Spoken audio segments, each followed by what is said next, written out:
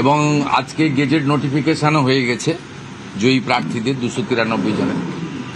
আমি ওদের থ্যাঙ্কস জানানোর জন্যই এসেছিলাম। ইটস এ কমপ্লিটলি কার্টসি ভিজিট, কারণ নির্বাচনের আগে অনেকবারই এসেছি। এসআইআর চলাকালীন বা বর্তমান সিও দায়িত্ব নেওয়াকালীন অনেক পক্ষে বিপক্ষে যুক্তি তর্ক অনেক কিছু হয়েছে। ফাইনালি গণতন্ত্রের যে মহোৎসব, অর্থাৎ বিশ্বের সর্ববৃহৎ গণতান্ত্রিক দেশ ভারতবর্ষের যে নির্বাচন, পশ্চিমবঙ্গে যেটা ইনাদের তত্ত্বাবধানে কেন্দ্রীয় সুরক্ষা বাহিনী, রাজ্য পুলিশ, কলকাতা পুলিশ, নির্বাচন কর্মী সবাই মিলে করতে পেরেছে, তার জন্যই ধন্যবাদ জ্ঞাপন আমি ওনাকে করেছি। আর বিশেষভাবে ভবানীপুরে এমন ভোটারদের আমি পেয়েছি যারা গত 10 বছর 15 বছর ভোট দিতে পারেননি। তাদের হাউসিংয়ে তালা লাগিয়ে রাখা হতো, তাদের বলে দিয়ে আসা হতো ভোট দিতে আসবেন না। তারা এবারে অনেকে ভোট দিয়েছেন। 45টা বড় হাউসিং ছিল, 20টাতে ইনসাইড হাউসিং পোলিং বুথ এবারেই প্রথম হয়েছে, যদিও আইনে এটা ছিল আগে থেকে।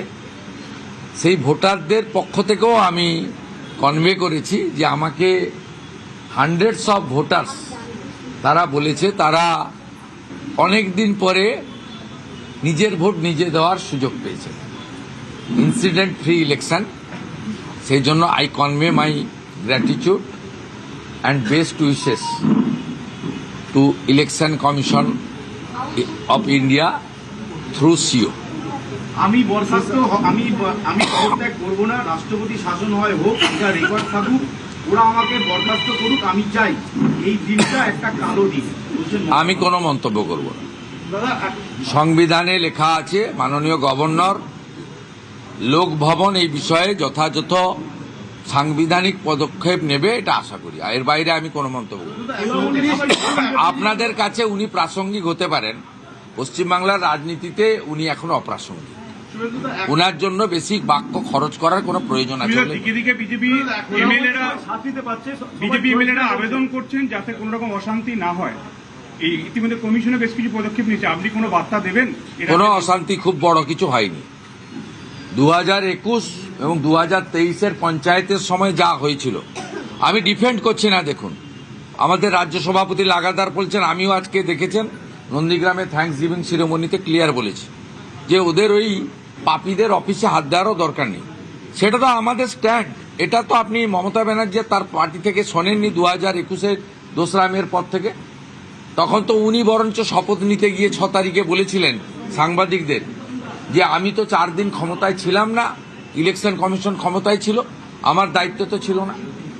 উনি একথা বলেছিলেন। আজকে দায়িত্বশীল বিরোধী দল হিসেবে বা শাসক দল হিসেবে পরিণত হওয়া বিজেপি, তার সর্বোচ্চ পোস্ট হচ্ছে রাজ্য সভাপতি। তিনি প্রথম দিন থেকে লাগাতার বলছেন, আমিও গতকাল বলেছি, আজকে আমি প্রকাশ্যে জনসভাতে বলেছি। আপনি আমাকে বলুন তো, 2021 সালে 12,000 এফআইআর হয়েছিল, 57 জন মারা গেছিল। আপনি আমাকে বলুন number of death, number of. আমি ডিজিপিকে ফোন করলাম, এই দুপুরবেলা ফোন করেছি ডিজিপিকে, আল্লাহ আপনার এফআইআর কত হয়েছে বলুন। বলবে ফিউ নাম্বার, 50টা এফআইআরই হয়নি। 12,000 এফআইআর হয়েছে, ভবানী ভবনে পড়ে আছে। রিটায়ার্ড জাস্টিস মঞ্জুলা চেল্লুরের নেতৃত্বে কমিশন করে দিয়েছিল, 100% এফআইআরকে এফআরটি করে দিয়েছেন। ওই ফাইলগুলো খোলাবো। কি ঘটেছে বলুন, ইনসিডেন্ট বলুন, কোন গ্রাম কোথায় হয়েছে বলুন, বলুন স্পেসিফিক বলুন। আবারও বলছি, শান্তি বজায় রাখুন। পাপীদের অপবিত্র পার্টি অফিস, যেখানে পয়সা নেওয়া হতো, যেখানে মদ খাওয়া হতো, জুয়া খেলা হতো, নারী নির্যাতন হতো, শাহজাহানরা পিঠা বানাতো, সেদিকে কেউ তাকাবেন না। আর আইন হাতে তুলে নেওয়ার দরকার নেই। ভারতীয় ন্যায় সংহিতা অনুযায়ী চোর, খুনি, ডাকাত, অত্যাচারীদের আইন অনুযায়ী ব্যবস্থা হবে, দেখতে থাকুন।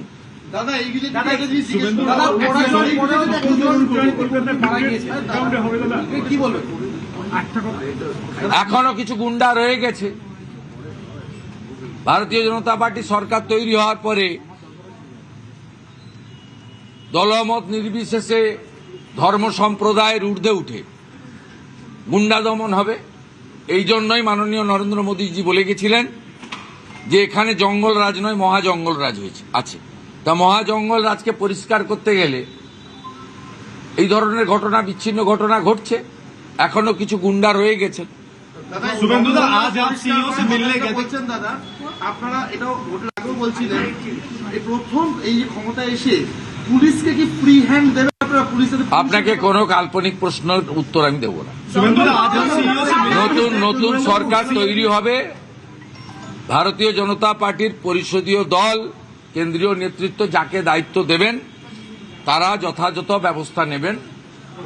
আপনার এই কালকে কি হবে, পরশু কি হবে, তার পরের দিন কি হবে, এই সব কাল্পনিক প্রশ্নের উত্তর আমার দেওয়ার কোনো প্রয়োজন নেই। আমি ইন্টারেস্টেড নই। পক্ষে বিপক্ষে যুক্তি তর্ক অনেক কিছু হয়েছে। ফাইনালি গণতন্ত্রের যে মহোৎসব, অর্থাৎ বিশ্বের সর্ববৃহৎ গণতান্ত্রিক দেশ ভারতবর্ষের যে নির্বাচন পশ্চিমবঙ্গে, যেটা ইনাদের তত্ত্বাবধানে কেন্দ্রীয় সুরক্ষা বাহিনী, রাজ্য পুলিশ, কলকাতা পুলিশ, নির্বাচন কর্মী সবাই মিলে করতে পেরেছে, তার জন্যই ধন্যবাদ জ্ঞাপন আমি ওনাকে করেছি। আর বিশেষভাবে ভবানীপুরে এমন ভোটারদের আমি পেয়েছি যারা গত 10 বছর 15 বছর ভোট দিতে পারেননি। তাদের হাউসিংয়ে তালা লাগিয়ে রাখা হতো, তাদের বলে দিয়ে আসা হতো ভোট দিতে আসবেন না। তারা এবারে অনেকে ভোট দিয়েছেন। 45টা বড় হাউসিং ছিল, 20টাতে ইনসাইড হাউসিং পোলিং বুথ এবারেই প্রথম হয়েছে, যদিও আইনে এটা ছিল আগে থেকে। সেই ভোটারদের পক্ষ থেকেও আমি কনভে করেছি যে আমাকে হান্ড্রেডস অফ ভোটার্স তারা বলেছে তারা অনেক দিন পরে নিজের ভোট নিজে দেওয়ার সুযোগ পেয়েছে। ইনসিডেন্ট ফ্রি ইলেকশন, সেই জন্য I convey my gratitude and best wishes to election commission of India through CEO. আমি বরখাস্ত আমি পদত্যাগ করবো না, রাষ্ট্রপতি শাসন হয় হোক, এটা রেকর্ড থাকুক, ওরা আমাকে বরখাস্ত করুক, আমি চাই। এই দিনটা একটা কালো দিন বলছেন। আমি কোনো মন্তব্য করব না। দাদা সংবিধানে লেখা আছে মাননীয় গভর্নর লোক ভবন এই বিষয়ে যথাযথ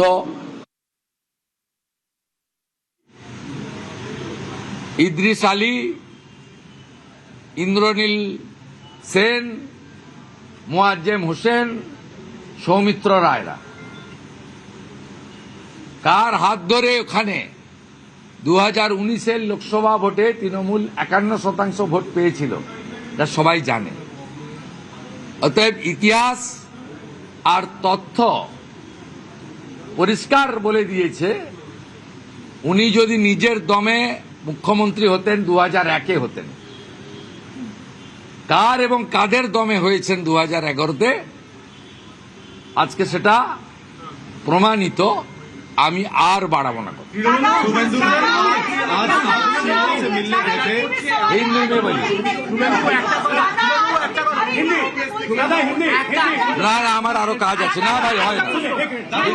হিন্দি 5টা কথা। बंगाल में चुनाव आयोग आप मिलने आए हैं, तब बंगाल में हिंसा हो रही है। टीएमसी कह रही है कि हिंसा का शिकार टीएमसी के कार्यकर्ता हो रहे हैं। कहाँ कहाँ हो रहा है, नाम बताइए। एरिया का नाम बताइए, पुलिस स्टेशन का नाम बताइए, असेंबली का नाम बताइए, डिस्ट्रिक्ट का नाम बताइए। हर क्वेश्चन का उत्तर देने के लिए एलओपी तैयार है, आउटगोइंग एलओपी तैयार है। बोलिए बोलिए, ओके बोलिए बोलिए, आप स्पेसिफिक बोलिए। सर, 100 बेलाघाटा में हुआ है, 100 एफआईआर हुई है, 433 लोग गिरफ्तार हुए, इनमें से कितने बीजेपी के हैं और कितने नहीं? सो वो पता करना पड़ेगा।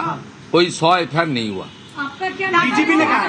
दादा, आप कह रहे थे कि 2 साल 100 डीजीपी मुझे बताया, 50-60 कंप्लेन आया, वो छोटा छोटा कंप्लेन। आपको पता नहीं, आप तो 21 का चुनाव भी किया, नंदीग्राम में आपका साथ मुलाकात हुआ था। 355 शेल्टर हाउस देश के अंदर, राज्य के अंदर सेफ जोन बनाना पड़ा। आप मेरा साथ टीएमसी का ऑफिस में चलिए। पूरा प्रदेश में एक ऑफिस में घर बार छोड़कर कोई है? बीजेपी ने 355 सेफ हाउस बनाया 2021 में। 1,10,000 घर छोड़ने मजबूर हुआ। The then governor ex vice president Jagdeep Dhankhar ji Assam में हेलीकॉप्टर लेकर गया। आसाम में Hemant ji, the then chief minister Sarbananda Sonowal ji, सब लोग शेल्टर दिया, खाना खिलाया जनता को। 161 एफआईआर लॉन्च बाय सीबीआई, जो major death and rape and attempt to rape था। 12,500 FIR retired justice Manjula Chelur का नेतृत्व में कोर्ट का ऑर्डर में सीट बनाया। क्या बोल रहा है ये लोग? क्या किया? कुछ ज्यादा कुछ हिंसा नहीं हुआ। मैं सीधा बता रहा हूं, I am not defending any violence, I am not supporting any violence, but don't compare with TMC. BJP इसका जरूरत ही नहीं है।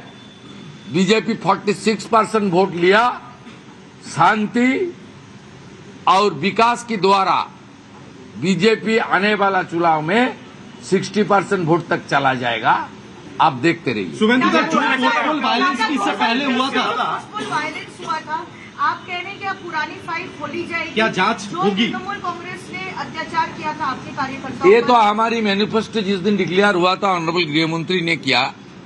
उन्होंने सबका सामने, पूरा देश का पत्रकार था, प्रदेश अध्यक्ष, मैं, सेंट्रल मिनिस्टर 2, शांतनु जी या सुकांतु जी, सब था।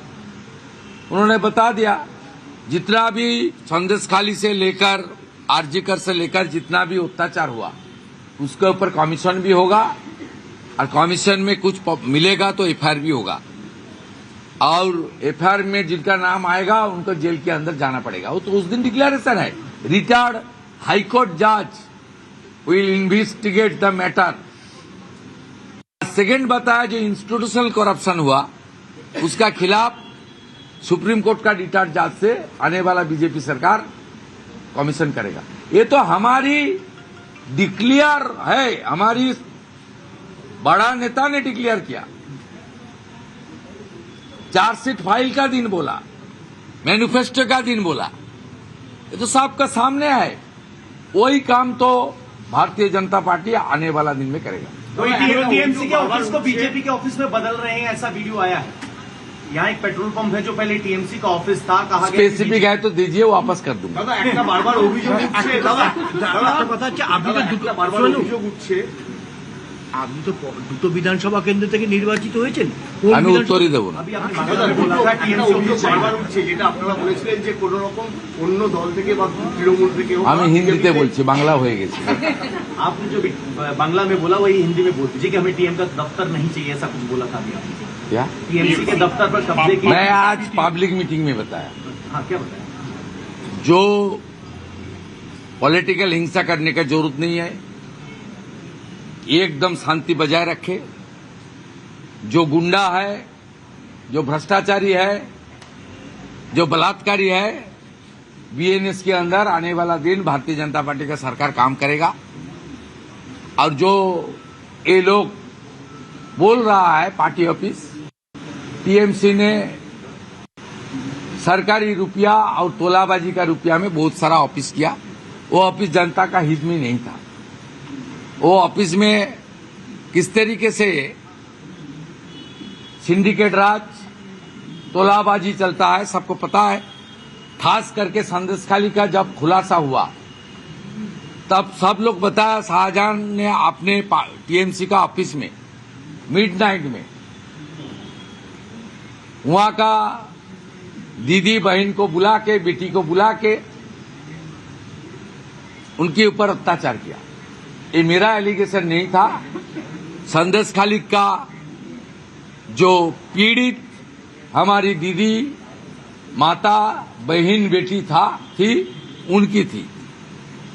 इसलिए मैं भाजपा कार्यकर्ता को अपील कर रहा हूं, कोई भी एक भी इंसिडेंट ना होना चाहिए। उनका पार्टी ऑफिस भी टच मत करना चाहिए। एक दो इंसिडेंट भी जो हुआ, 50 की कम इंसिडेंट हुआ, जब 21 में 15,000 की करीब इंसिडेंट हुआ। एक भी इंसिडेंट ना होना चाहिए। हमारी प्रदेश अध्यक्ष जी बताया, मैं भी 2 दिन से बता रहा हूं, आज भी बता रहा हूं, कोई जरूरत नहीं है। शुभेंदु दा, आप लोगों का सरकार बनने वाला है 9 तारीख को। क्या इस बारे में कोई फैसला अभी तक हुआ है कि ये आपका नया सरकार नवान्नो, राइटर्स या असेंबली? अब अच्छा रहिए, सही सलामत रहिए।